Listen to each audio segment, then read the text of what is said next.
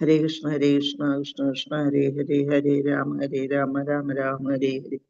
ഹരേ കൃഷ്ണ കൃഷ്ണ കൃഷ്ണ ഹരേ ഹരേ, ഹരേ രാമ രാമ രാമ ഹരേ ഹരേ. ഹരേ കൃഷ്ണ കൃഷ്ണ ഹരേ ഹരേ, ഹരേ രാമ രാമ ഹരേ ഹരേ. ഹരേ കൃഷ്ണ കൃഷ്ണ ഹരേ ഹരേ, ഹരേ രാമ രാമ ഹരേ ഹരേ. ഹരേ കൃഷ്ണ കൃഷ്ണ ഹരേ ഹരേ, ഹരേ രാമ രാമ ഹരേ ഹരേ. ഹരേ കൃഷ്ണ കൃഷ്ണ ഹരേ ഹരേ, ഹരേ രാമ രാമ ഹരേ ഹരേ. ഹരേ കൃഷ്ണ കൃഷ്ണ ഹരേ ഹരേ, ഹരേ രാമ രാമ ഹരേ ഹരേ. ഹരേ കൃഷ്ണ കൃഷ്ണ ഹരേ ഹരേ, ഹരേ രാമ രാമ ഹരേ ഹരേ. ഹരേ കൃഷ്ണ കൃഷ്ണ ഹരേ ഹരേ, ഹരേ രാമ രാമ ഹരേ ഹരേ. ഹരേ ഹരേ കൃഷ്ണ പ്രഭുജി, പ്രണാമം പ്രഭുജി. ഹരേ കൃഷ്ണ പ്രഭുജി ഹരേ പ്രണാമം. ഹരേ കൃഷ്ണ പ്രണാമം. ഹരേ കൃഷ്ണ കൃഷ്ണ ഹരേ ഹരേ, ഹരേ രാമ രാമ ഹരേ ഹരേ. ഹരേ കൃഷ്ണ കൃഷ്ണ ഹരേ ഹരേ, ഹരേ രാമ രാമ ഹരേ ഹരേ. ഹരേ കൃഷ്ണ കൃഷ്ണ ഹരേ ഹരേ, ഹരേ രാമ രാമ. കൃഷ്ണ കൃഷ്ണ ഹരേ ഹരേ, ഹരേ രാമ രാമ. ഹരേ കൃഷ്ണ പ്രണാമം. എല്ലാവർക്കും പ്രണാമം. ഞാനിന്ന് വീഡിയോ ഓൺ ചെയ്യണില്ല കേട്ടോ. ഹരേ കൃഷ്ണ. ഓം നമോ ഭഗവതേ വാസുദേവായ, ഓം നമോ ഭഗവതേ വാസുദേവായ, ഓം നമോ ഭഗവതേ വാസുദേവായ. നാരായണം നമസ്കൃത്യം നരം ചൈവ നരോത്തമം ദേവീം സരസ്വതിം വ്യാസം തതോ ജയമുദ്രയേത് നഷ്ടപ്രായേഷു ഭദ്രേഷു നിത്യം ഭാഗവത സേവയാ ഭാഗവതേ ഉത്തമ ശ്ലോകേ ഭക്തിർഭവതി നഷ്ടകി മൂകം കരോതി വാചാലം പങ്കും ലംഘയതേ ഗിരി യദ്രോതമഹം വന്ദേ പരമാനന്ദമാധവം ശ്രീഗുരുദീനതാരിണം ശ്രീചൈതന്യമീശ്വരം. അജ്ഞാനതിമിരാന്തസ്യ ജ്ഞാനാഞ്ജലശലാകയാ ചക്ഷുർമിലിതം യേന തസ്മൈ ശ്രീഗുരുവേ നമഃ. ശ്രീചൈതന്യം മനോഭീഷ്ടം സ്ഥാപിതം യേന ഭൂതലേ സ്വയം രൂപകഥാ മഹ്യം തദാപി സഭാന്തികം വന്ദേഹം ശ്രീഗുരു ശ്രീയുതപദകമലം ശ്രീഗുരും വൈഷ്ണവാംശ ശ്രീരൂപം സാഗരജാതം സഹന രഘുനാഥാനിതം തം സജീവം സാദൈവം സാവധൂതം പരിജനസഹിതം കൃഷ്ണ ചൈതന്യദേവം ശ്രീരാധാ കൃഷ്ണപാദാൻ സഹനലളിത ശ്രീവിശാഖാനിം താംസ.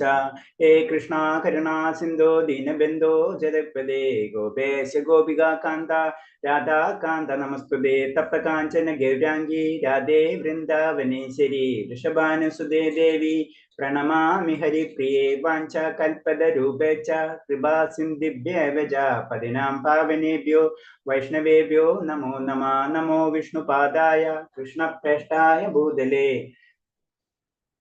ശ്രീമദേ ഭക്തിവേദാന്ത സ്വാമിന്യതി നാമിനേ. നമസ്തേ സാരസ്വദേവേ ഗൗരവാണി പ്രചാരിണി നിർവിശേഷ ശൂന്യവാദി പാശ്ചാത്യദേശധാരിണി. ജയ ശ്രീകൃഷ്ണ ചൈതന്യ പ്രഭു നിത്യാനന്ദ ശ്രീ അദ്വൈത ഗദാധര ശ്രീവാസാദി ഗൗരഭക്തവൃന്ദ. ഹരേ കൃഷ്ണ കൃഷ്ണ കൃഷ്ണ ഹരേ ഹരേ, ഹരേ രാമ രാമ രാമ ഹരേ ഹരേ. ഹരേ കൃഷ്ണ കൃഷ്ണ കൃഷ്ണ ഹരേ ഹരേ, ഹരേ രാമ രാമ രാമ ഹരേ ഹരേ. ഹരേ കൃഷ്ണ കൃഷ്ണ ഹരേ ഹരേ, ഹരേ രാമ രാമ ഹരേ ഹരേ. ഹരേ കൃഷ്ണ. പ്രഭുപാദ് കി ജയ, ഗുരുദേവ് കി ജയ, ആനന്ദ കോടി വൈഷ്ണവ ഭക്തർ കി ജയ്. ഹരേ കൃഷ്ണ. എല്ലാവർക്കും പ്രണാമം. നമ്മളിന്ന് 18ാമത്തെ ചാപ്റ്റർ അല്ലേ? 18ാമത്തെ ചാപ്റ്റർ ഹർഷോത്മത പ്രേമിയുടെ സ്വഭാവം. ഹർഷോത്മത പ്രേമിയുടെ സ്വഭാവം. നമുക്കറിയാം ഹർഷോത്മതായ അവസ്ഥ എത്തുമ്പോ അല്ലെ, അപ്പൊ അങ്ങനെ വരുമ്പോ ആ പ്രേമിക്ക് എന്തൊക്കെയായിരിക്കും സ്വഭാവങ്ങൾ ഉണ്ടാവാം എന്നതാണ് ഇവിടെ പറയുന്നത്. അടുത്തത് കൃഷ്ണോത്മുഖമായ ഹർഷോത്മത പ്രേമം വളർത്തിയിട്ടുള്ള വ്യക്തിയുടെ സവിശേഷ ഗുണങ്ങൾ രൂപ ഗോസ്വാമി വിവരിക്കുന്നു. ഹർഷോത്മതമായിട്ടുള്ളത് അല്ലെ, നമുക്കറിയാം ആ ലെവലിലേക്ക് എത്തിക്കഴിഞ്ഞാൽ ആ വ്യക്തിക്ക് ചില സ്വഭാവ സവിശേഷങ്ങൾ ഉണ്ടാവും. ആ സ്വഭാവങ്ങൾ എന്തൊക്കെയായിരിക്കും എന്നാണ് ഗുരു ഗോസ്വാമി പറയുന്നത്. ആ ലെവലിലേക്ക് എത്തിയിട്ടുള്ള വ്യക്തികൾക്ക് നമുക്ക് അവരെ ശ്രദ്ധിച്ചു കഴിഞ്ഞാൽ അവര് ചില സ്വഭാവങ്ങൾ അവർക്ക് ഉണ്ടായിരിക്കുന്ന പറയുന്നത്. തന്റെ സമയം മുഴുവനും ഭഗവാന്റെ ഭക്തി സേവനത്തിൽ ഉപയോഗിക്കാൻ ഉത്സുകരനായിരിക്കും. അപ്പൊ ഏത് സമയം നമുക്ക് ചെറിയൊരു സമയം ഉണ്ടെങ്കിലും ആ സമയം അടക്കം മുഴുവൻ സമയം ഭഗവാന്റെ കാര്യത്തിന് വേണ്ടി ഉപയോഗിക്കാൻ ഉത്സുകനായിരിക്കും എന്നാ പറയുന്നത്. ഒരിക്കലും അലസനായിരിക്കാൻ ഇഷ്ടപ്പെടുകയില്ല. ദിവസം മുഴുവൻ യാതൊരു വ്യതിചലനവും കൂടാതെ സേവനം നടത്താന് ഇങ്ങനെയുള്ളവരുടെ ആഗ്രഹം. അപ്പൊ ഏത് സമയത്തും ഭഗവാനെ പ്രാർത്ഥന അല്ലെങ്കിൽ ഭക്തിയുത സേവനങ്ങൾ ചെയ്യുന്നതിനായിരിക്കും ഇവരുടെ ആഗ്രഹം. കാരണം അവർ അതിന്റെ അപ്പുറത്തേക്കുന്ന ആഗ്രഹങ്ങളേ ഇല്ല. അതാണ് എപ്പോഴും അടക്കമുള്ളവനും സ്ഥിര പരിശ്രമിയുമായിരിക്കും. എപ്പോഴും അടക്കമുള്ളവൻ അല്ലെ. അപ്പൊ പിന്നെ സ്ഥിരമായിട്ട് പരിശ്രമിക്കുക, എപ്പോഴും സ്ഥിര പരിശ്രമിയായിരിക്കും എന്ന് പറയുന്നത്. പിന്നെ ഭൗതിക ആകർഷണത്തിൽ സദാ അനാസക്തനായിരിക്കും. ഭൗതിക ആകർഷണത്തിൽ സദാ അനാസക്തനായിരിക്കും. നമുക്കറിയാം ഭൗതികത എന്ന് പറയുമ്പോൾ എപ്പോഴും നമ്മൾ പിടിച്ചു വലിച്ചു കൊണ്ടുപോകുന്ന സാധനമാണ്. അവിടെ അങ്ങനെ ഭൗതികതയുടെ പ്രത്യേകത നമുക്കറിയാം. അതിൽ അനാസക്തനായിരിക്കും. താൻ നൽകുന്ന സേവനത്തിന്റെ ഭൗതിക ആദരവ് പോലും ആഗ്രഹിക്കുന്നില്ല. അപ്പൊ നമ്മൾ എന്ത് സേവനം ചെയ്യുകയാണെങ്കിൽ, ഇപ്പൊ പ്രത്യേകിച്ച് പറയുമ്പോ ചില ഗുരുക്കന്മാര് നമുക്ക് പല കാര്യങ്ങളും പറഞ്ഞു തരും. അപ്പൊ നമ്മൾ പ്രഭു അല്ലേ ഗുരുവല്ലേ എന്നുള്ള രീതിയിൽ ആദരവൊക്കെ നമുക്ക് കാണിക്കും അല്ലെ. അങ്ങനത്തെ ആദരവ്, അതിന് ഭൗതിക ആദരവ് പോലും ആഗ്രഹിക്കുന്നില്ല. ആദരവ് എന്നുള്ള ഇതൊന്നും അവർക്കെല്ലാം ഉണ്ടാവില്ല. എന്നെ ആദരിച്ചാലും കുഴപ്പമില്ല, ആദരിച്ചില്ലെങ്കിലും കുഴപ്പമില്ല, അങ്ങനത്തെ ഉള്ള ഒരു അവസ്ഥയായിരിക്കും അവരെ. കൃഷ്ണന്റെ കാരുണ്യം തന്നിൽ ഉണ്ടാകുമെന്ന് എപ്പോഴും ഉറച്ചു വിശ്വസിക്കുന്നു. അവർക്ക് അറിയാം ഏത് സമയവും ഭഗവാന്റെ കാരുണ്യം എനിക്ക് ഉണ്ടാകുമെന്ന് അവർ ഉറച്ച് വിശ്വസിക്കുന്നു. വിശ്വസ്തയോടെ സദാ ഭഗവത് സേവനത്തിൽ ഏർപ്പെടാൻ ഉത്സുകനായിരിക്കും. അപ്പൊ ഭഗവാനോട് അടിയുറച്ച വിശ്വാസം അവർക്ക് ഉണ്ടാവും. അതേപോലെ തന്നെ ഭഗവത് സേവനത്തിൽ ഏർപ്പെടാൻ ഏത് സമയവും ഉത്സുകനായിരിക്കും എന്നാ പറയുന്നത്. തിരുനാമങ്ങൾ ഉരുവിടുന്നതിന് സദാ തൽപരൻ. ഭഗവാന്റെ നാമങ്ങൾ ചൊല്ലാൻ വേണ്ടി എപ്പോഴും ചൊല്ലുന്നതിന് എപ്പോഴും ആഗ്രഹിക്കുന്ന വ്യക്തിയായിരിക്കും. ഭഗവാന്റെ സർവശായിയായ ഗുണങ്ങളെ വർണ്ണിക്കുവാൻ ഉത്സുകൻ. അതുപോലെ തന്നെ ഭഗവാന്റെ പല ലീലകൾ ഉണ്ട് അല്ലെ. ഭഗവാന്റെ ലീലകൾ, ഗുണലീലകൾ, ഇതൊക്കെ വർണ്ണിക്കാൻ, ഭഗവാനെ പറ്റി എപ്പോഴും വർണ്ണിക്കാൻ ആഗ്രഹിക്കുന്ന വ്യക്തി. ഭഗവാന്റെ ലീലാവിലാസങ്ങൾ കൊണ്ട് പവിത്രമായ സ്ഥലത്ത് താമസിക്കുന്നതിൽ സന്തുഷ്ടൻ. മധുര, വൃന്ദാവനം, ദ്വാരക തുടങ്ങിയ സ്ഥലങ്ങൾ. അപ്പൊ അങ്ങനത്തെ സ്ഥലങ്ങൾ, പ്രത്യേകിച്ച് ആത്മീയമായിട്ടുള്ള സ്ഥലങ്ങളിലൊക്കെ ഏറ്റവും ആ വ്യക്തി എന്താ ചെയ്യുന്നത്, തൻ്റെ വാക്കുകൾ വാക്ക് ഉച്ചരിക്കുന്നുണ്ടെങ്കിൽ തന്നെയും ആ വാക്ക് വെറുതെ സംസാരിക്കില്ല. നമ്മൾ പറയല്ലോ വെറുതെ നമ്മള് സംസാരിക്കില്ല. ആ വാക്ക് തന്നെ ഭഗവാന്റെ കാര്യത്തിനെ പറ്റിയായിരിക്കും ഉപയോഗിക്കുക, ഏർപ്പെടുവിക്കും. പിന്നെ അതുപോലെ തന്നെ നമുക്കറിയാം ശരീരവും മനസ്സൊക്കെ വ്യത്യാസമാണെന്ന് അറിയാം അല്ലെ. അപ്പൊ ശരീരത്തെ ഭഗവാനെ സ്മരിക്കാൻ അതേപോലെ മറ്റു സേവനങ്ങളിലും ഏർപ്പെടുവിപ്പിക്കും. അപ്പൊ ആ ശരീരത്തിന് ഇഷ്ടമല്ലേ ഇതൊക്കെ ചെയ്യാൻ. അപ്പൊ എന്താണ്, ശരീരത്തിന് ഇഷ്ടമല്ലെങ്കിൽ കൂടിയും നമ്മൾ ശരീരത്തിനെ കൊണ്ട് ഭഗവാന്റെ കാര്യങ്ങൾ നമ്മൾ ചെയ്യിപ്പിച്ചുകൊണ്ടിരിക്കും, ഇതിൽ വിനിയോഗിക്കും. അപ്പൊ ആ അവസ്ഥ, അശ്വത്മത അവസ്ഥ എത്തുമ്പോൾ കണ്ണീരൊക്കെ വരുന്ന പറയുന്നത്. ഇങ്ങനെ ജീവിതം മുഴുവൻ ഭഗവത് സേവനത്തിന് വിനിയോഗിക്കും. മറ്റു കാര്യങ്ങളിൽപ്പെട്ട് ഒരു നിമിഷവും പാഴാക്കില്ല. അപ്പൊ വേറെ കാര്യങ്ങളിലൊക്കെ ഇടപെട്ടിട്ട് ഒരു നിമിഷം, അതായത് ഭൗതിക കാര്യങ്ങളിലൊന്നും യാതൊരു ആഗ്രഹം ഉണ്ടാവില്ല.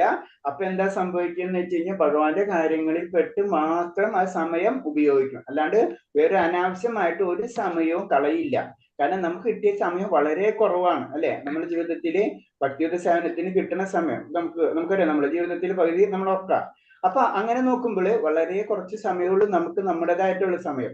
അപ്പൊ അതിൽ നിന്ന് നമ്മൾ വീണ്ടും അനാവശ്യമായിട്ടുള്ള കാര്യങ്ങൾ ചെയ്യാതെ അത് മുഴുവനും ഭഗവാന് വേണ്ടി ഉപയോഗിക്കും. അതാണ് പ്രത്യേകിച്ച് ഈ ഹർഷോത്മത ലെവലിൽ എത്തിയിട്ടുള്ള ഭക്തന്മാര്. പിന്നെ സ്ഥിരമായിട്ടുള്ള ഉത്സാഹം അല്ലെ. അസ്വസ്ഥതയ്ക്ക് വേണ്ടത്ര കാരണം ഉള്ളപ്പോൾ പോലും തീരെ അസ്വസ്ഥനാകാതെ തന്നെയാണ് അടക്കമുള്ളവനും സ്ഥിരോത്സാഹിയും എന്ന് പറയുന്നത്. നമുക്ക് പല കാര്യങ്ങൾ നമ്മൾ അസ്വസ്ഥനാക്കാൻ ശ്രമിക്കും ഭൗതികതയിലുള്ള. അപ്പൊ എന്താണ് ആ സമയത്ത് നമ്മൾ എന്താണ് സ്ഥിരോത്സാഹി ആയിരിക്കുന്ന പറഞ്ഞു. എന്തിനു വേണ്ടി? ഭഗവാന്റെ കാര്യങ്ങൾ ചെയ്യാൻ വേണ്ടി. അടക്കവും സ്ഥിരോത്സവവും ഉള്ളയാളിന് ഏറ്റവും നല്ല ഉദാഹരണം പരീക്ഷത്തിൽ കാണാം. പരീക്ഷത്ത് മഹാരാജാണ് അതിന് ഏറ്റവും നല്ല ഉദാഹരണം എന്ന് പറഞ്ഞത്. കാരണം സ്ഥിരമായിട്ടുള്ള ഒരു ഉത്സാഹമുണ്ട്, അടക്കമുള്ളവനുമാണ്. അത് ഭാഗവതത്തിൽ പറഞ്ഞത് തന്റെ മരണസമയത്തെ ചുറ്റിലുമുണ്ടായിരിക്കുന്ന മഹർഷിമാരോട് അദ്ദേഹം പറഞ്ഞു, മഹാബ്രാഹ്മണരെ, നിങ്ങൾ എനിക്ക് എപ്പോഴും നിങ്ങളുടെ അർപ്പിത ദാസനായി കണക്കാക്കണം. ഭഗവാൻ കൃഷ്ണന്റെ പാതാരാന്തങ്ങൾ എന്റെ മനസ്സുറപ്പിക്കാൻ ഞാൻ ഗംഗാ തീരത്ത് വന്നത്. എന്നെ അനുഗ്രഹിച്ചാലും. അപ്പൊ അത്ര അർപ്പിത മനോഭാവമായിരിക്കും ആർക്കുണ്ടാവുക, ഈ ഭക്തന്മാർക്കുണ്ടാവുക. അപ്പൊ പരീക്ഷത്ത് മഹാരാജാവ് ആരോട് പറയുന്നത്? ആരോടും പറയുന്ന മഹാബ്രാഹ്മണന്മാരോട് അല്ലെങ്കിൽ ഋഷിമാരോട് പറയാണ്, അങ്ങ് നിങ്ങൾ എന്നെ എപ്പോഴും നിങ്ങളുടെ അർപ്പിത ദാസനായിട്ട് കണക്കാക്കണം എന്നാ പറയണത്. ഭഗവാൻ കൃഷ്ണന്റെ പാതായിരുന്നു എന്നെ മനസ്സുറപ്പിക്കാൻ ഞാൻ ഗംഗാ തീരത്ത് വന്നത്. എന്നെ അനുഗ്രഹിച്ചാലും അവർക്കുന്ന അനുഗ്രഹങ്ങൾ വാങ്ങാണ് ചെയ്യുന്നത്. ഗംഗാമാതാവും എന്നെ സംതൃപ്തിയായി തീരട്ടെ, ബ്രാഹ്മണപുത്രന്റെ ശാപം എന്നിൽ പതിക്കട്ടെ, ഞാൻ കാര്യമാക്കുന്നില്ല. എന്റെ ജീവിതത്തിന്റെ അവസാന നിമിഷങ്ങളിൽ നിങ്ങളെല്ലാം ദയവായി വിഷ്ണുവിന്റെ തിരുനാമങ്ങൾ ഉരുവിട്ടാലും അങ്ങനെ അദ്ദേഹത്തിന്റെ സർവദാശായിയായ ഗണങ്ങൾ സാക്ഷാത്കരിക്കാൻ എനിക്ക് സംഗതിയാവട്ടെ. അപ്പൊ അവിടെയും പറയുന്നത് അത് അങ്ങനത്തെ ഭക്തന്മാര് ഏത് സമയം അവര് മരണസമയത്താണെങ്കിലും അവരെ ചിന്ത എന്ന് പറഞ്ഞത് ഭഗവാന്റെ നാമങ്ങൾ, കൂടാതെ മറ്റുള്ളവരെ കൊണ്ടും ഭഗവാന്റെ നാമം ചെല്ലിപ്പിക്കുക. ദയവായി വിഷ്ണുവിന്റെ തിരുനാമങ്ങൾ ഉരുവിട്ടാലും എന്നാണ് പറയുന്നത്. അവസാന നിമിഷത്തിലും നമ്മൾ എന്ന തിരുനാമം ഉരുവിട്ടാലും. അപ്പൊ അതാണ് നമ്മൾ ഈ മരണസമയത്തായാലും നമ്മൾ ശ്രദ്ധിച്ചാലേ അല്ലേ, നമ്മൾ അതിനെപ്പോഴും പറയുന്നത്. നമ്മള് മരിക്കുന്ന സമയത്താണെങ്കിലും മരിച്ചതിന് ശേഷവും നമ്മൾ എന്ത് ചെയ്യണം? നമ്മൾ ഭഗവാന്റെ നാമം നമ്മൾ ജപിക്കും അല്ലെ. അതൊക്കെ ഇതിനോടായിട്ട് ബന്ധപ്പെട്ടിട്ടുള്ള കാര്യങ്ങളാണ് അതൊക്കെ. മഹാരാജാവിന്റെ ഈ പെരുമാറ്റം ജീവിതത്തിന്റെ അന്ത്യനിമിഷത്തിൽ പോലും പ്രകടമാകുന്ന ക്ഷമാശീലം, ആ മനസ്സിനെ സ്വച്ഛന്തമായി നില, ഇതെല്ലാം അടക്കുന്നതിന് ഉദാഹരണമാണ്. അപ്പൊ എന്താണ് ആ അന്ത്യനിമിഷത്തിൽ പോലും എന്താണ് നമുക്ക് സാധാരണ രീതിയിൽ നമ്മൾ സാധാരണ രീതിയിൽ എന്തൊരു കാര്യം നമ്മൾ ഭൗതികതയിൽ തന്നെ ശ്രദ്ധിച്ചാലേ നമ്മൾ എന്തൊരു കാര്യം അതിന്റെ അടുത്തെത്തുമ്പോ തൊട്ട് നമുക്ക് പേടി തുടങ്ങും അല്ലെ. നമുക്കിപ്പോ ഒരു എക്സാം ഉണ്ടെന്ന് വെക്കാം. എക്സാം ഒക്കെ പഠിച്ചിട്ടുണ്ടെങ്കിൽ എക്സാമിന്റെ ടൈം എത്തുമ്പോഴേക്കും നമുക്ക് പേടി തുടങ്ങും അല്ലെ. പക്ഷെ അങ്ങനെ ആയിരിക്കില്ല ഒരു ഭക്തന്റെ അവസ്ഥ എന്ന് പറയുന്നത്. ആ ഭക്തൻ പറയുന്നത് അന്ത്യനിമിഷത്തിൽ പോലും പ്രകടമായിരിക്കും ക്ഷമാശീലം. കൃഷ്ണോത്മുഖമായി ഹർഷോത്മാദ പ്രേം വളർന്നു കഴിഞ്ഞിട്ടുള്ള വ്യക്തിയുടെ സവിശേഷ ഗുണങ്ങളാണിത്. അപ്പൊ ഏത് സമയത്തും ആ ക്ഷമാശീലം, സ്ഥിരം ഉത്സവം, ആ സമയത്തിന്റെ പ്രത്യേകത, സമയത്തിനനുസരിച്ച് കാര്യങ്ങൾ ചെയ്യുക, ഇതെല്ലാതും എന്താണ് ആ വ്യക്തിയുടെ സവിശേഷ ഗുണങ്ങളാണ് എന്നാണ് പറയുന്നത്. പിന്നെ അനാസക്തി. ഇന്ദ്രിയങ്ങൾ എപ്പോഴും വിഷയസുഖങ്ങൾ കൊതിക്കുന്നു. നമുക്കറിയാം നമ്മുടെ ഇന്ദ്രിയങ്ങൾ അതിനു വേണ്ടിയിട്ടാണ് നിർമ്മിച്ചിട്ടുള്ളത്. ഭൗതിക ലോകത്തിലേക്ക് വന്നപ്പോഴും നമ്മുടെ ഇന്ദ്രിയങ്ങൾ എന്താണ്? ഈ വിഷയ സുഖങ്ങൾ അനുഭവിക്കാൻ വേണ്ടിയാണ് നമുക്കിപ്പോ ഈ ഇന്ദ്രിയങ്ങൾ കിട്ടിയിട്ടുള്ളത്. എന്നാൽ ഭക്തനിൽ കൃഷ്ണോത്ഭുതമായ അതീന്ദ്രിയ പ്രേമം വളരുമ്പോൾ ഇന്ദ്രിയങ്ങൾ ഭൗതിക സുഖങ്ങളിൽ ആകർഷിക്കപ്പെടുന്നില്ല. അപ്പൊ അതിന്റെ പ്രത്യേകത എന്ന് പറഞ്ഞാൽ ഭഗവാനിൽ നമുക്ക് ഈ കൃഷ്ണോത്മുഖമായ അതീന്ദ്രിയ പ്രേമം വളരുന്ന സമയത്ത്, ഭഗവാനോടുള്ള സ്നേഹം കൂടുന്നതിനനുസരിച്ച് നമുക്ക് എന്താണ് ഈ ഇന്ദ്രിയങ്ങൾ ഭൗതിക സുഖങ്ങളിൽ ആകർഷകരാകുന്നില്ല. അങ്ങനെ വരുമ്പോൾ എന്താണ് അവിടെ എത്തുമ്പോൾ പിന്നെ നമുക്ക് ഇന്ദ്രിയങ്ങൾ ഭൗതിക സുഖങ്ങളിൽ ആകർഷകരാകുന്നില്ല എന്ന് പറഞ്ഞു. അതിന് നമ്മൾ എപ്പോഴും പറയുന്നത്, എപ്പോഴും പറയുന്നത് ആദ്യം ഭഗവാന്റെ കാര്യങ്ങൾ ചെയ്യാം. നമ്മൾ അത് കഴിഞ്ഞിട്ട് മതി ഇന്ദ്രിയത്തിനെ നിയന്ത്രിക്കണം മറ്റുള്ള കാര്യങ്ങൾ ചെയ്യുന്നതിനും. അപ്പൊ ഓട്ടോമാറ്റിക് ആയിട്ട് ഭഗവാനോട് ഇഷ്ടം വരുമ്പോൾ നമ്മൾ അറിയാതെ തന്നെ നമ്മൾ ഭൗതികമായിട്ടുള്ള സുഖങ്ങൾ ആകർഷകരാവില്ല, അത് കുറഞ്ഞുകൊണ്ടിരിക്കും. മനസ്സിൽ ഈ അവസ്ഥാവിശേഷ അനാസക്തി എന്ന് പറയുന്നത്. അപ്പൊ ഈ വിശേഷ അനാസക്തി നമുക്ക് എന്താണ് ഭൗതികമായിട്ടുള്ളതിനോട് അനാസക്തി അവസ്ഥയിലെത്താം. ഭരത മഹാരാജാവിന്റെ സ്വഭാവവുമായ ബന്ധപ്പെടുത്തി അനാസക്തിക്ക് നല്ല ഉദാഹരണം ചൂണ്ടിക്കാണുന്നു. അത് നമുക്കറിയാലേ, ഭരത മഹാരാജാവിന്റെ കഥ നമുക്കറിയാവുന്നതാണ്. ശ്രീമദ് ഭാഗവതത്തിൽ ഇങ്ങനെ പറയും: ചക്രവർത്തിയായ ഭരതൻ കൃഷ്ണന്റെ പാദകമലങ്ങളുടെ സൗന്ദര്യത്തിൽ ആകർഷനായി നന്നേ ചെറുപ്പത്തിൽ തന്നെ കുടുംബം, സന്താനങ്ങൾ, സുഹൃത്തുക്കൾ, രാജ്യം തുടങ്ങിയവയെല്ലാമായുള്ള ആസക്തി ഉപേക്ഷിച്ച് അസ്പൃശ്യമായ വിസർജ്ജത്തെ എന്ന പോലെ. അപ്പൊ എന്നാൽ വളരെ ചക്രവർത്തി പദത്തിൽ ഇരിക്കുമ്പോ തന്നെ എന്ത് ചെയ്ത് ഭരത മഹാരാജാവ് തന്റെ എല്ലാതും ഉപേക്ഷിക്കുക ചെയ്ത്. എന്തിനാ വേണ്ടിയിട്ടാണ്? ഭഗവാനോടുള്ള ആ പ്രേമബന്ധം നിലനിർത്താൻ അല്ലെ. അല്ലെങ്കിൽ ഓട്ടോമാറ്റിക്കായിട്ട് ഭരത മഹാരാജാവിന് കാരണം എന്താണ് ആ ഭക്തിയിലേക്ക് കടക്കുമ്പോൾ അറിയാതെ തന്നെ എന്ന് ഭൗതികമായിട്ടുള്ള കാര്യങ്ങൾ കുറയാണ് ചെയ്തത്. അനാസക്തി എന്നാൽ സുഖഭോഗങ്ങളുടെ പ്രലോഭനങ്ങളിന് കൃത്യമായി ഒഴിഞ്ഞുമാറൽ എന്നല്ല അർത്ഥമാക്കുന്നതെന്ന് ഇവിടെ വ്യക്തമാക്കുന്നു. അപ്പൊ നമ്മൾ അതിന് പറഞ്ഞത് നമ്മള് അതിന് വെറുതെ ഭൗതികതയിൽ നിന്ന് നമ്മള് കൃത്രിമമായിട്ട് ഒഴിവാക്കലല്ല ചെയ്യേണ്ടത്. അത് എന്താണ് പറയുന്നത്? അറിയാം, അതൊരു ഭക്തനെ സംബന്ധിച്ച് ഇത് സംഭവിച്ചിരിക്കും എന്നതാണ് പറയുന്നത്. അപ്പൊ നമ്മൾ അതിന്റെ അർത്ഥം എന്ന് പറയുമ്പോൾ നമ്മൾ ഒഴിവാക്കണം. നമ്മൾ ഒഴിവാക്കണം പറയുമ്പോ എന്ന് പറഞ്ഞാൽ ശരിക്കും ഒരു ഭക്തന്റെ ലെവലിലേക്ക് വരുമ്പോ നമ്മൾ ഇതൊക്കെ പതുക്കെ കുറയും. അപ്പൊ നമുക്ക് ചെയ്യാൻ പറ്റാവുന്ന കാര്യങ്ങളൊക്കെ നമ്മൾ എന്ത് ചെയ്യണം? മാറ്റണം. ഇത്തരം പ്രലോഭനങ്ങളുടെ സാന്നിധ്യത്തിൽ പോലും ഭൗതിക സുഖഭോഗികൾക്ക് ആകർഷിക്കപ്പെടാതെ നിൽക്കാൻ കഴിയുന്നവന് അനാസക്തൻ എന്ന് പറയുന്നു. അപ്പൊ നോക്കിയ ഭരത മഹാരാജന് ഇതെല്ലാതും ഉണ്ടായിട്ട് നമുക്ക് ഇമേജ് ചെയ്യാൻ പറ്റില്ല അല്ലെ. ആ രാജാവെന്ന് പറഞ്ഞത് എല്ലാ ഐശ്വര്യങ്ങളും എല്ലാതും ഉണ്ട്, ഇല്ലാത്തതൊന്നുമില്ല. എന്നിട്ട് അതിൽ ആകർഷിക്കപ്പെടാതിരിക്കുക, ആ വ്യക്തിനെയാണ് ശരിക്കും അനാസക്തൻ എന്ന് പറയുന്നത്.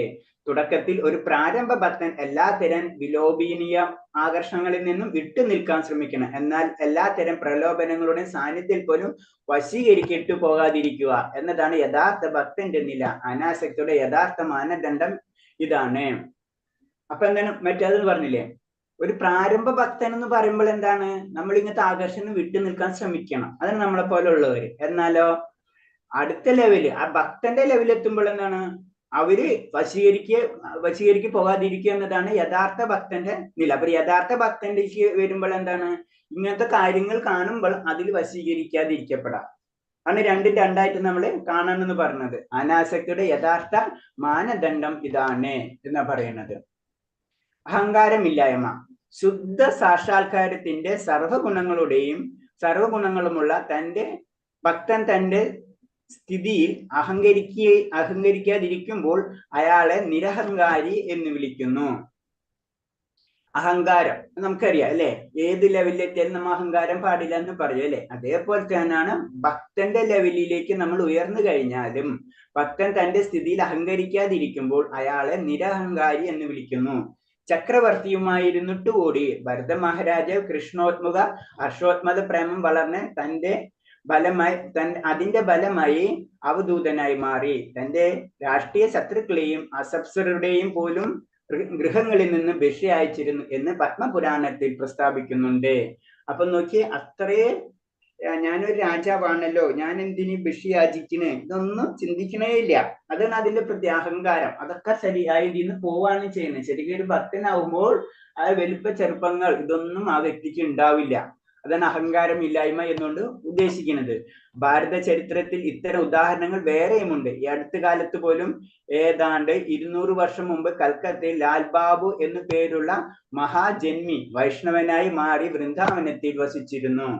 അപ്പൊ പറഞ്ഞു ഇതുപോലെ തന്നെ ഇപ്പൊ ഭരത മഹാരാജാവിന്റെ കഥയാണെങ്കിൽ ഇതേപോലെ തന്നെ വളരെയധികം ഉദാഹരണങ്ങള് നമുക്ക് കാണാന്ന് പറഞ്ഞു. 200 വർഷം മുമ്പ് കൽക്കത്തയിലെ ലാൽ ബാബു എന്ന് പറഞ്ഞിട്ടുള്ള മഹാജന്മിയാണ്, വലിയ ജന്മിയാണ്.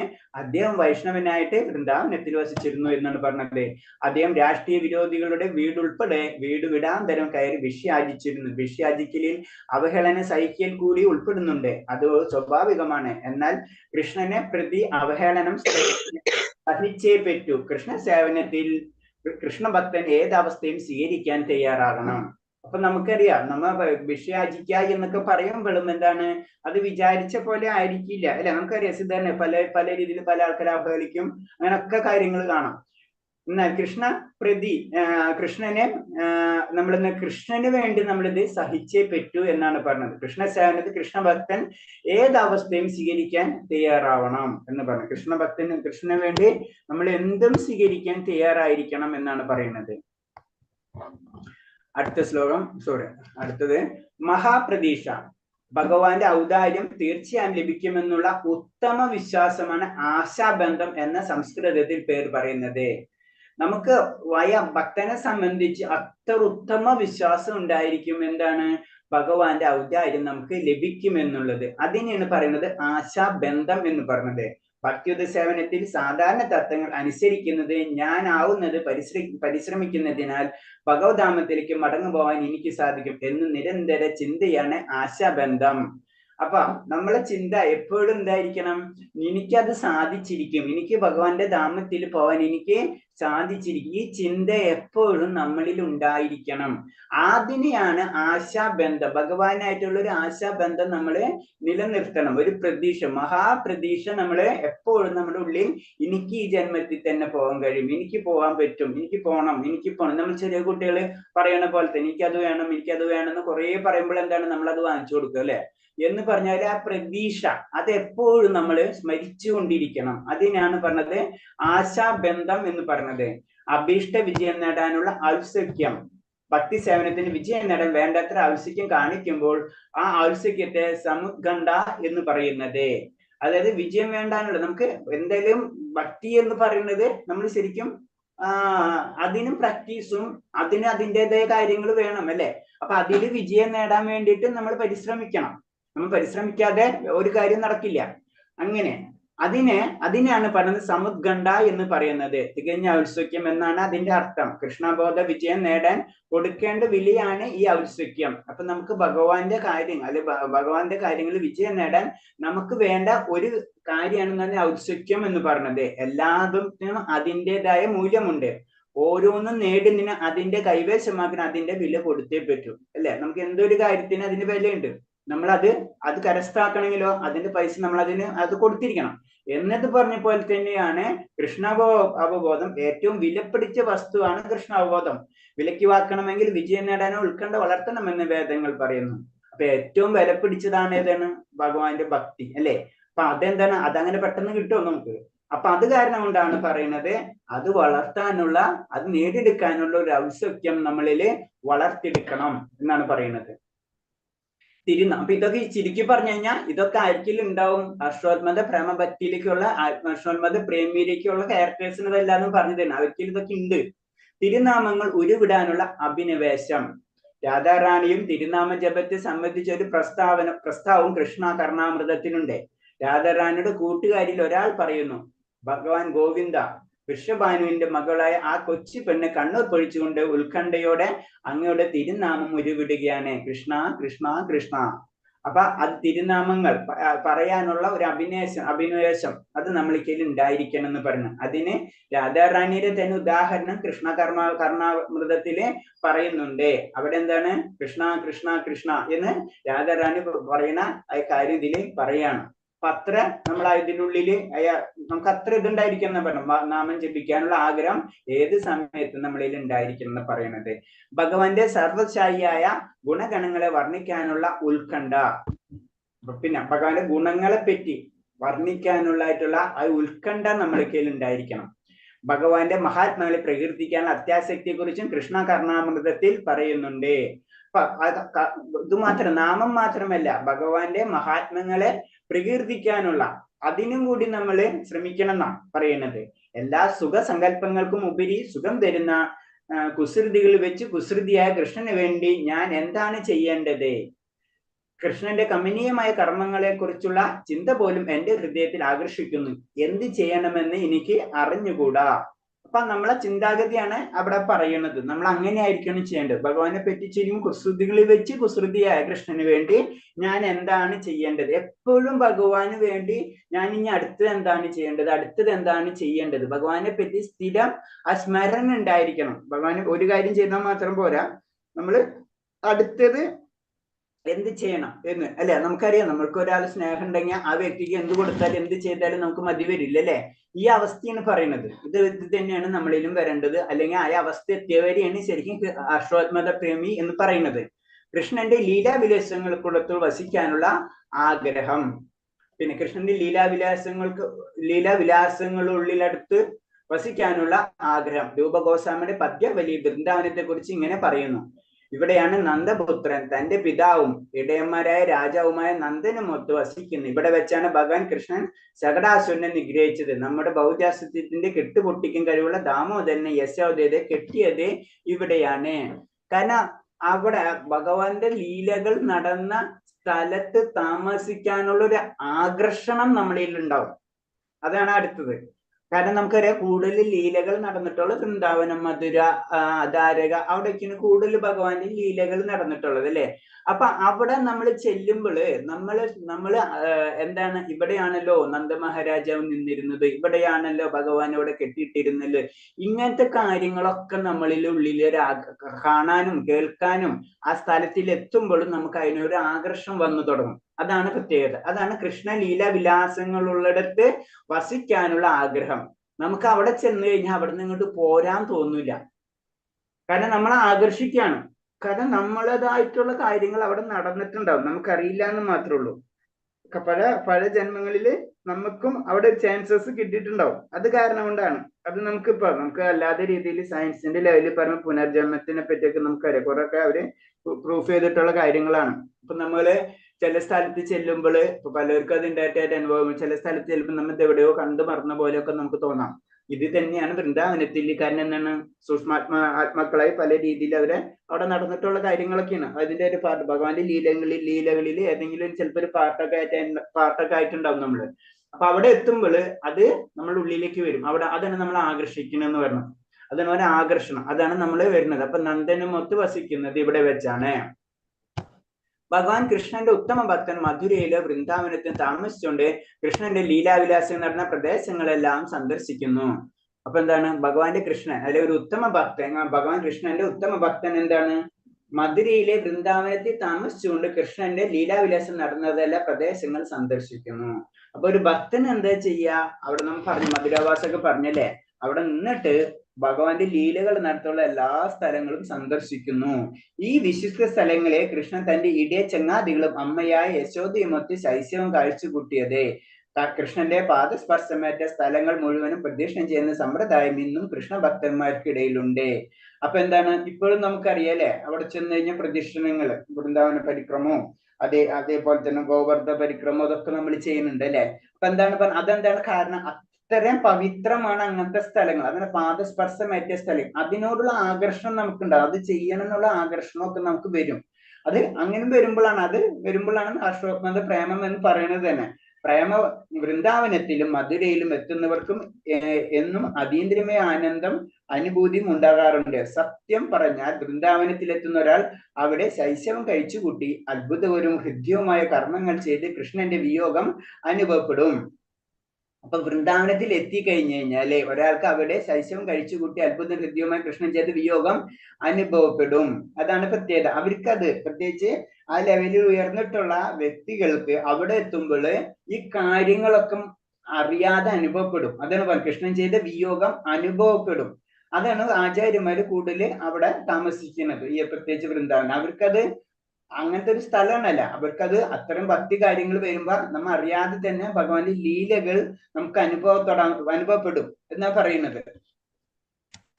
ഇത്തരത്തിൽ കൃഷ്ണന്റെ പ്രവർത്തനങ്ങളെ കുറിച്ച് സ്മരിക്കാനുള്ള ആകർഷണത്തെ കൃഷ്ണോത്മക ആസക്തി എന്ന് പറയുന്നത്.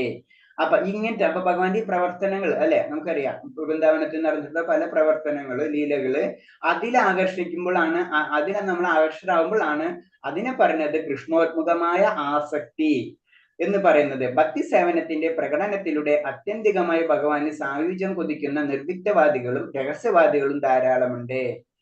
അപ്പൊ എന്താണ് ശരിക്കും പറഞ്ഞ പ്രകടനമാണ്, ഭക്തിയുദ്ധ സേവനത്തിന്റെ പ്രകടനം. ആത്യന്തികമായി ഭഗവാനിൽ സായുജ്യം കൊതിക്കുന്ന നിർവിക്തവാദികളും രഹസ്യവാദികളും അവർ ചിലപ്പോൾ ഉത്തമ ഭക്തിയുടെ മനോഭാവം അനുകരിച്ച് കൃഷ്ണന്റെ ലീലാവിലാസങ്ങൾ പവിത്രീകൃതമായ പുണ്യഭൂമി സന്ദർശിക്കാറുണ്ട്. പക്ഷെ മോക്ഷത്തെ കുറിച്ച് മാത്രമാണ് ആ ചിന്ത. അതുകൊണ്ട് അവരുടെ പ്രവർത്തനങ്ങൾ അഭിനിവേശമോ ആസക്തിയായി കണക്കാക്കാൻ വയ്യ. അപ്പൊ ഇവര് ചെയ്യുന്നത് ശരിക്കും ഒരു ഭക്തരല്ലാത്തവര്, നിർവിക്തവാദികൾ എന്ന് പറയുമ്പോൾ നമുക്കറിയാം ഭഗവാന് രൂപമില്ല എന്നൊരു അവസ്ഥയിൽ, എന്നിരുന്നാലും അവർ പരോക്ഷമായിട്ട് ചില അനുകരിച്ച് ഉത്തമ ഭക്തന്റെ മനോഭാവത്തോടെ പല കാര്യങ്ങൾ അനുകരിക്കും. അങ്ങനെ അനുകരിച്ചുകൊണ്ട് കാര്യമില്ല. അവർക്ക് അപ്പോഴും അവരുള്ളിൽ എന്താണ്, മോക്ഷത്തെ പറ്റി മാത്രമായിരിക്കും ചിന്ത. അതുകൊണ്ടാണ് പറഞ്ഞത് അവരുടെ പ്രവർത്തനങ്ങൾ അഭിനിവേശമോ ആസക്തിയായി കണക്കാക്കാൻ കഴിയില്ല എന്ന് പറയുന്നത്. അപ്പൊ അവരെ അഭിനിവേശം അല്ലെങ്കിൽ ആസക്തിയായിട്ട് നമുക്ക് കണക്കാക്കാൻ പറ്റില്ല. അവര് ചെയ്യുന്ന എന്തിനാണ്, അവർക്ക് ഇതുണ്ട്, ഇതൊന്ന് ചെയ്തു നോക്കാം എന്ന് മാത്രമേ, അവർ ചെയ്യുന്ന പോലെ എനിക്കൊന്ന് ചെയ്തു നോക്കിയാൽ എന്തേ, അത് മാത്രം അവർ ചെയ്യുന്നുള്ളൂ. അവരുടെ ഉള്ളിൽ നിന്നല്ല അത് മുഴുവനായിട്ടും വരുന്നത്. അഷ്ടകാലിക ലീല, കൃഷ്ണന്റെ ചില ലീലാവിലാസങ്ങളെ കുറിച്ച് കൃത്രിമമായി ചിന്തിക്കുന്ന ചില ഭക്തമാന്യന്മാരുണ്ട്. അത് നമുക്കറിയാം. കാരണം എന്ന് വെച്ച് കഴിഞ്ഞാൽ ലീല കൃത്രിമമായി ചിന്തിക്കാം, അങ്ങനെ ചിന്തിക്കുന്ന വ്യക്തികളുണ്ട്. അഷ്ടകാലിക ലീല എന്ന പേരിലാണ് ഇത് അറിയപ്പെടുന്നത്. കൃഷ്ണൻ ഒരു കൊച്ചുകുട്ടിയുടെ രൂപത്തിൽ അല്ലെങ്കിൽ കൃഷ്ണന് രാധയുമൊന്നും ഒത്ത് തങ്ങളുടെ മുന്നിൽ വന്ന് സംസാരിച്ച നാട്യത്തോടെ കൃഷ്ണന്റെ ലീലകൾ അവർ അനുകരിക്കുന്നു. അപ്പൊ അവർ പറയുന്ന അഷ്ടകാലിക ലീല എന്ന് പറയുന്നത് എന്താണ്, ലീലാവിലാസങ്ങളെ കൃത്രിമമായി ചിന്തിക്കുക. അതായത് ചെറിയ കുട്ടിയായിട്ട് ഭഗവാൻ എൻ്റെ അടുത്ത് വന്ന് സംസാരിച്ചു, രാധ ഞങ്ങളുടെ മുന്നിൽ സംസാരിച്ചു, അങ്ങനെയൊക്കെ പറഞ്ഞ് അതിന്റെ അതേ രീതിയിൽ ആ ലീലകളൊക്കെ അവതരിപ്പിക്കുക. ഇതിനാണ് പറയുക അനുകരിക്കുന്നതിന്, അതിനാണ് പറഞ്ഞ അഷ്ടകാലിക ലീല എന്ന് പറയുന്നത്. നിർവ്യക്തിവാദികളും ചിലപ്പോൾ ഇത്തരം സ്വഭാവ വിശേഷങ്ങൾ പ്രകടിപ്പിക്കാറുണ്ട്. അവര് മാത്രമല്ല, നിർവ്യക്തിവാദികളും ചിലപ്പോൾ ഇങ്ങനത്തെ കാര്യങ്ങളൊക്കെ ചെയ്യാറുണ്ട്. ഭക്തി സേവനത്തിന്റെ ശാസ്ത്രം അറിഞ്ഞുകൂടാതെ നിർദോഷികളെ ഇതിലൂടെ അവർ പ്രലോഭിക്കാൻ ചെയ്യുന്നു. എന്നാൽ ഈ അനുഭവസമ്പന്നനായ ഭക്തൻ ഇത്തരം ഹാസ്യരൂപേണയുള്ള കാണുന്ന മാത്രയിൽ തന്നെ തെമ്മാടിത്തത്തെ വിലയിരുത്താൻ കഴിയും. അപ്പൊ ഇതൊരു നമുക്കറിയാം, അങ്ങനെ ഭഗവാൻ വന്ന് എല്ലാവരോടും സംസാരിക്കുന്നതല്ല ഭഗവാൻ നമുക്കറിയാം അല്ലെ. അപ്പൊ അതൊരു തെമ്മാടിത്താണ് നമുക്ക് തന്നെ. അത് ഒരു ഹാസ്യ രൂപത്തിൽ കാണുന്ന മാത്രമേ തന്നെ ഭഗവാനെ കളിയാക്കാനുള്ളതല്ല അല്ലെ. നമ്മൾ ഇതിൽ പറയുമ്പോ അതാണ് തന്നെ തെമ്മാടിത്തത്തെ ഒരു തെമ്മാടിത്തം അവർ ശരിക്കും കാണിക്കുന്ന പറയുന്നത്. ഭഗവാനെ ഇങ്ങനെ കളിപ്പിക്കാൻ അല്ലെ പറയാ, ഹാസ്യാത്മകമായിട്ടല്ല ഭഗവാനെ നമ്മൾ അവതരിപ്പിക്കണം. എന്റെ അടുത്ത് വന്ന് ഭഗവാൻ സംസാരിച്ചു, അപ്പൊ ഭഗവാൻ ഇന്ന് ഇതൊരു പറഞ്ഞു, അപ്പൊ ഈ ലീല അതാണ് ഇതാണെന്നൊക്കെ പറഞ്ഞിട്ടുള്ള അങ്ങനത്തെ കുറച്ച് കൂട്ടരുണ്ടെന്ന് പറയുന്നുണ്ട്. അവരെയാണ് ഈ അഷ്ടകാലിക ലീല അവർ ചെയ്യുന്ന പറയുന്നത്. അപ്പൊ അതിന്റെ പ്രശ്നങ്ങൾ ഉണ്ടാവും. അപ്പൊ അത് നമ്മൾ മനസ്സിലാക്കണം, അത്രേ ഉള്ളൂ. അനുകരണാത്മക ആസക്തി രണ്ട് വിധമുണ്ട്. ഛായരൂപത്തിലുള്ള ആസക്തി, പരാസക്തി, അതീന്ദ്രിയം. ഭൗതിക സുഖഭോഗങ്ങളുടെ മുക്തിയിലെ തൽപരനായ ഒരുവനെ തിരുനാമ ജപത്തിൽ മുഴുകിയിരിക്കുന്ന ഏതെങ്കിലും ഭക്തനുമായി സമ്പർക്കപ്പെടാം. ചിലപ്പോൾ സിദ്ധിച്ചെന്ന് വരാം. ഈശ്വര കാരുണ്യത്താൽ ചിലപ്പോൾ നാമജപത്തിൽ പങ്കുചേർന്നെന്നും വരാം. അപ്പൊ അങ്ങനെ സാധാരണ രീതിയിൽ പറയുന്നതാണ്. സാധാരണ നമുക്ക് എന്താണ് ഭൗതിക സുഖജീവിതമാണ് അല്ലെ സാധാരണ എല്ലാവരും. അതേപോലെ തന്നെ മുക്തിയിലും അതിൽ രണ്ടിലും തൽപരമായിട്ടുള്ള വ്യക്തികൾ ഇഷ്ടത്തിനുണ്ടാവും അല്ലെ. എല്ലാവരും 90% അത് തന്നെയാണ്. ഭൗതിക സുഖങ്ങളിലേക്ക് ഇഷ്ടമുണ്ടാവും, മുക്തി കടക്കാൻ ഇഷ്ടമുണ്ടാവും. ഈ ഒരുവനെ തിരുനാമത്തിൽ മുഴുകിയിരിക്കാൻ ഏതെങ്കിലും ഭക്തനായി സമ്പർക്കപ്പെടാൻ ചിലപ്പോൾ ഭാഗ്യം സിദ്ധിച്ചെന്ന് വരാം. ആ നാമം ജപത്തിൽ പങ്കെടുക്കും. അപ്പൊ ഇങ്ങനെയുള്ള വ്യക്തികള് ചിലപ്പോ ചില ഭക്തന്മാരായിട്ട് സമ്മേളിക്കാൻ സാധ്യതയുണ്ട്. അങ്ങനെ സാധിച്ചു കഴിഞ്ഞാൽ ആ അവസരത്തിൽ അവരുടെ സമ്പർക്കം കൊണ്ട് തന്നെ അവരുടെ ഹൃദയത്തിൽ നിന്ന് ചാന്ദ്രശ്രീതളമായ രശ്മികൾ അവരിൽ പ്രതിഫലിക്കും. ആ ഭക്തന്മാരുടെ സ്വാധീനശക്തിയുടെ ഫലമായി കേവലം ജിജ്ഞാസ മൂലമായാലും ആസക്തിയുടെ ചില മട്ടൊക്കെ കാണിച്ചു എന്ന് വരാം. അപ്പൊ ചുരുക്കി ഇതിൽ എന്താണ് പറയുന്നത്, ഒരു ഭക്തന്റെ കൂടെ നമ്മൾ നാമം ജപിക്കുകയാണെങ്കിൽ ഓട്ടോമാറ്റിക്കായിട്ടും ആ വ്യക്തിയും ഭഗവാനോടുള്ള ആസക്തി വരാൻ സാധ്യതയുണ്ട് എന്നാ പറയുന്നത്.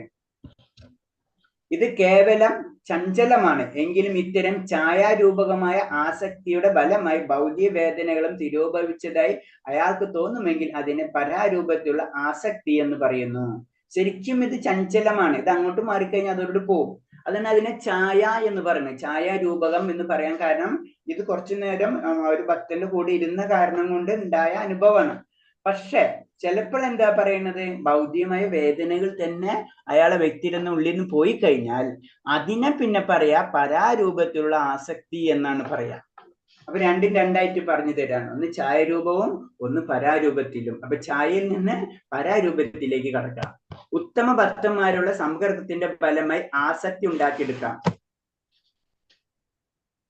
ഉത്തമ ഭക്തന്മാരായുള്ള സമ്പർക്കത്തിന്റെ ഫലമായി ആസക്തി ഉണ്ടാക്കിയെടുക്കാം. അതേപോലെ തന്നെ ഉത്തമ ഭക്തന്മാരുടെ അപരാധം പ്രവർത്തിച്ചാൽ അത് കെട്ടുപോകുകയും ചെയ്യും. അപ്പൊ ഇതിൽ നമുക്ക് മനസ്സിലാവുന്നത് എന്താണ്, കാരണം ഒരു ഉത്തമ ഭക്തന്റെ സമ്പർക്കത്തിന്റെ ഫലമായിട്ട് കഴിഞ്ഞാലേ നമ്മളിലുള്ളിലെ ആസക്തി വരുന്ന പറയുന്നത് ഭഗവാനോടുള്ള. അതേപോലെ തന്നെ അവരോട് അപരാധം ചെയ്താലോ നമ്മളിലുള്ള ഭക്തി നശിച്ചു പോകും, പ്രവൃത്തി അത് കെട്ടുപോകുകയും ചെയ്യും. ആസക്തി ഛായരൂപമോ പരാരൂപമോ ഏത് തന്നെയായാലും ഈ കെട്ടുപോകൽ പൂർണ്ണചന്ദ്രത്തിന്റെ കലാശയം പോലെയാണ്. പതുക്കെ കുറേശ്ശെ ശിഷ്യ അവസാനം പൂർണ്ണമായി നശിക്കുന്നു. അതിനാൽ ഉത്തമ ഭക്തരുമായി ഇടപെടുമ്പോൾ അവരോട് അപരാധം പ്രവർത്തിക്കാൻ പ്രത്യേകം ശ്രദ്ധിക്കണം. അപ്പൊ നമ്മൾ അതിന് പറയുന്നത് വലിയ ഉത്തമ ഭക്തന്മാരായിട്ട് ഇടപെടുമ്പോൾ വളരെയധികം ശ്രദ്ധിക്കണം. അവരോട് അപരാധം നമ്മൾ ചെയ്യാതിരിക്കണം. അല്ല എന്ന് വെച്ച് കഴിഞ്ഞാൽ നമ്മുടെ ഭക്തി പതുക്കെ താഴ്ന്ന് ലാസ്റ്റ് അത് അമാവാസി പോലെ ആയിത്തീരും. അതാണ് പറഞ്ഞത്. ചന്ദ്രൻ കുറേശ്ശെ ക്ഷയിച്ച് അവസാനം പൂർണ്ണമായി നശിക്കുന്നത് പോലെ നമ്മളെ ഭക്തി നശിച്ചു പോകാനുള്ള സാധ്യതയുണ്ട്. പ്രത്യേകിച്ച് ഉത്തമ ഭക്തന്മാരുമായിട്ട് ഇടപെടുമ്പോൾ വളരെയധികം ശ്രദ്ധിക്കണം. അവരോട് അപരാധം പ്രവർത്തിക്കാതിരിക്കാൻ നമ്മൾ ശ്രദ്ധിക്കണം എന്നാ പറയുന്നത്. മുക്തിയോടെയോ ബ്രഹ്മജ്യോതി വിലയോ പ്രാപിക്കുന്നതിന്റെ തത്വങ്ങൾ അഭിനിവേശം ഉണ്ടാക്കുന്നവരുടെ ഹർഷോത്മതം കുറഞ്ഞ് പരയുടെയോ ഛായാത്മകത്തിന്റെയോ രൂപത്തിലുള്ള ആസക്തിയായി മാറും. അപ്പൊ എന്താണ്, മുക്തിയുടെയോ ബ്രഹ്മജ്യോതിയിൽ വിലയം പ്രാപിക്കലെയോ തത്വങ്ങൾ അഭിനിവേശം ഉണ്ടാകുന്നവരുടെ ഹർഷോത്മാദം. അപ്പൊ ചിലവർക്ക് എന്താണ് ഈ മുക്തിയോടും ബ്രഹ്മജ്യോതിയിലും ആഗ്രഹം വരണമെങ്കിൽ അവർക്ക് എന്താണ് അവര് ഹർഷോത്മതം അവരെന്ത് വരും ഓട്ടോമാറ്റിക് ആയിട്ട് ഭക്തി കുറഞ്ഞു വരുന്ന പറയണത്. ആഗ്രഹങ്ങൾ ഇപ്പൊ നമ്മൾ ഭക്തിയിലേക്ക് ഉയരുന്നു, എക്സാമ്പിൾ നമ്മൾ പല കാര്യങ്ങൾ ചെയ്ത് ഭക്തിയിലേക്ക് ഉയർന്നു വരുന്നു. അപ്പൊ പെട്ടെന്ന് നമുക്ക് വീണ്ടും ഒന്ന് മുക്തിയിലേക്ക് കടക്കാന്ന് ചിന്തിച്ചു കഴിഞ്ഞാൽ എന്താണ്, വീണ്ടും ഇത് റിവേഴ്സ് ഗിയർ ഇങ്ങോട്ട് ഇടും. അതാണ് ഹർഷോത്മത കുറഞ്ഞ് പരയുടെയോ ഛായാത്മാത്തിന്റെ രൂപത്തിൽ ആസക്തിയായി മാറും. അതല്ലെങ്കിൽ ആഗ്രഹോപാസനയുടെ തത്വങ്ങൾ രൂപാന്തരം പ്രാപിക്കും. ഭഗവാനുമായി അഭേദം കൽപ്പിച്ച് ആത്മസാക്ഷാത്കാരം തുടങ്ങുന്ന ജീവാത്മനെ അഹംഗ്രഹേണോപാസന വിശദീകരിക്കുന്നത്. അപ്പൊ ഇത്തരം ആത്മസാക്ഷാത്കാരത്തിന് അദ്വൈതവാദം എന്നാണ് സാങ്കേതിക സംജത്താൽ തങ്ങൾ ഭഗവാനിൽ നിന്ന് വിഭിന്നരല്ലെന്ന് അഥവാ അദ്വൈതവാദികൾ കരുതുന്നു. ഇതിന്റെ ഫലമായി തന്നെ താൻ പൂജിച്ചാൽ അത് സർവേശ്വരനെ പൂജിക്കുന്നതായി അവർ കരുതുന്നു. അപ്പൊ ഇതിൽ പറയുന്നത് നമ്മള് ശ്രദ്ധിച്ചിട്ടില്ലെങ്കിൽ പല സ്ഥലത്തും നമ്മൾ വീട് പോകാനുള്ള സാധ്യതയുണ്ട് എന്നാ പറയുന്നത്. കാരണം മുക്തി, ബ്രഹ്മജ്യോതി, അദ്വൈതം ഇതൊക്കെ ആയിട്ടൊക്കെ നമ്മൾ വീഴാൻ സാധ്യതയുണ്ട്. അപ്പൊ അദ്വൈതം എന്ന് പറഞ്ഞ പിന്നെ ഞാനും ഭഗവാനും തുല്യായി, അപ്പൊ പിന്നെ ലാസ്റ്റ് എന്ത് പറയാം, അപ്പൊ പിന്നെ എന്നെ അങ്ങോട്ട് പൂജിച്ചാൽ പോരെ എന്നാണ്. ഇതിന്റെ ഫലമായി തന്നെത്താൻ പൂജിച്ചാൽ അത് സർവേശ്വരനെ പൂജയായി എന്ന് അവർ കരുതുന്നു. അങ്ങനത്തെ ഒരു അവസ്ഥയിലേക്ക് നമ്മൾ എത്താണ് ചെയ്യുന്നത്. അപ്പൊ അത് ശ്രദ്ധിക്കണം എന്നാണ് പറഞ്ഞു വരുന്നത്. ചിലപ്പോൾ ചില പ്രാരംഭ ഭക്തർ അത്യാവശ്യത്തോടെ പാട്ട് പാടുന്നതും നൃത്തം ചെയ്യുന്നതും കാണാം. എന്നാൽ അവരുടെ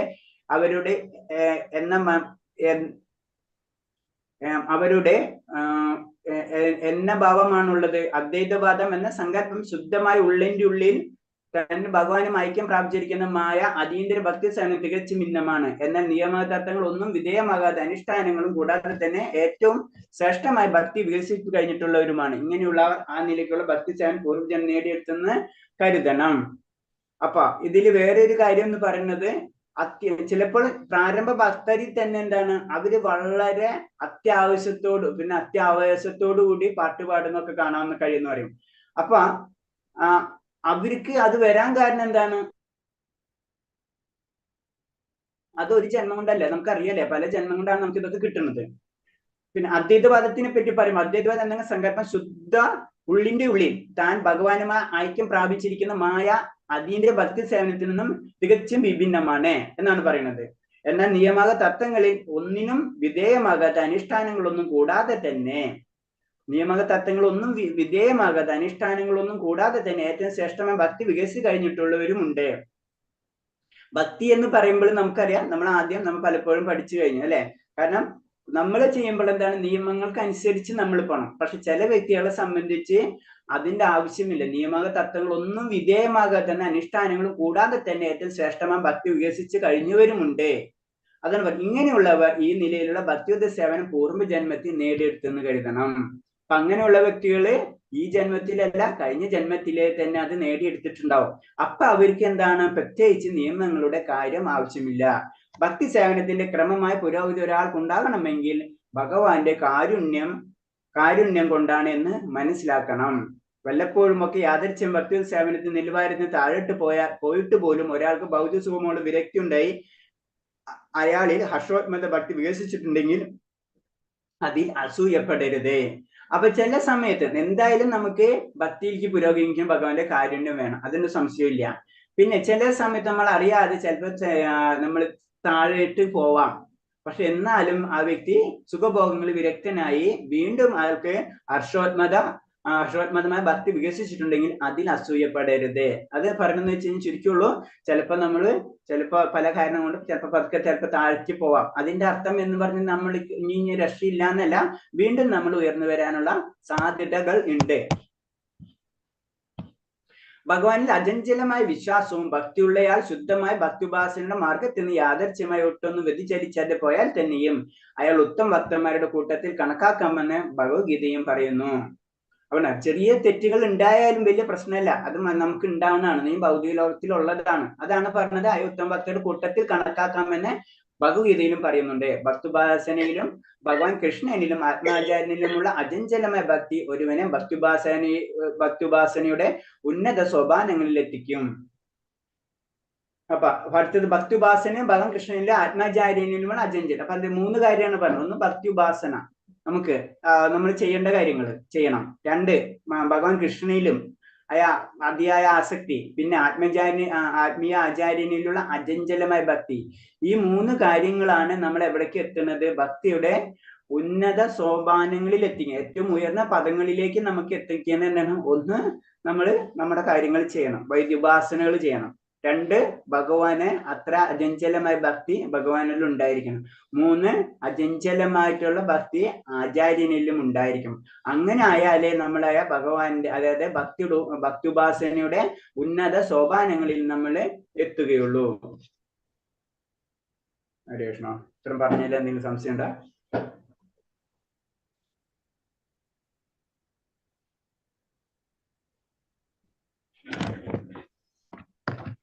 അതില്ലേ? ഹരേ കൃഷ്ണ.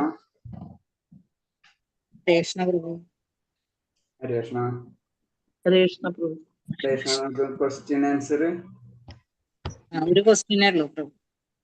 ഒരു ക്വസ്റ്റ്യൻ ഉള്ളൂ. പറഞ്ഞോളൂ മാതാജി. ഏതാ? പറഞ്ഞോളൂ മാതാജി. ഒരു മിനിറ്റ് പ്രഭു. ഹർഷോൻ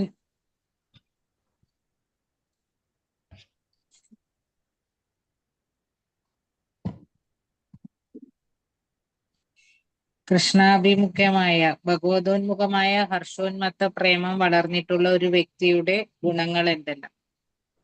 അത് ആദ്യത്തെ തന്നെ അല്ലേ? 8, 5, 10 അതല്ലേ? 5, 10 പോയിന്റ്സ് അല്ലേ? 6, 7, 8, 9, 10 പറയണോ? ഇത് ക്ലിയർ അല്ലേ? ഇപ്പൊ പറഞ്ഞ പോയിന്റ്സ് തന്നെ. അതെ അതെ, അത്രേ ഉള്ളൂ. വേറെ ഒന്നുമില്ലല്ലോ. വേറെ ക്വസ്റ്റ്യൻസ് ഉണ്ടോ? ഇല്ല, ഒരു ക്വസ്റ്റ്യൻ ഉള്ളൂ. ഓക്കെ, ഹരേ കൃഷ്ണ. അപ്പൊ നമുക്ക് നിർത്താം. 9 പോയിന്റ് ഉണ്ടല്ലോ. 9 പോയിന്റ് ഉണ്ട്. ജസ്റ്റ് 1 by 1 ആയിട്ടുള്ള പോയിന്റ്സുകളാണ്. ഓക്കെ, ശരി. അപ്പൊ നമുക്ക് നിർത്താം. ഹരേ കൃഷ്ണ. ഹരേ കൃഷ്ണ. പഞ്ചകൽപതരുപേക്ഷ കൃപാസിന്ധ്യാപേക്ഷ പതിനാം പാവനേഭ്യ വൈഷ്ണവേഭ്യോ നമോ നമഃ. അനന്തകോടി വൈഷ്ണവ ഭക്തർക്ക് ജയ ഭഗവാദിക്ക് ജയ ഗുരുദേവ്ക്ക് ജയ. ഹരേ കൃഷ്ണ. എല്ലാവർക്കും പ്രണാമം. നാളെ കാണാം. ഹരേ കൃഷ്ണ. നാളെ കാണാം. പ്രണാമം. ഹരേ കൃഷ്ണ. ഹരേ കൃഷ്ണ.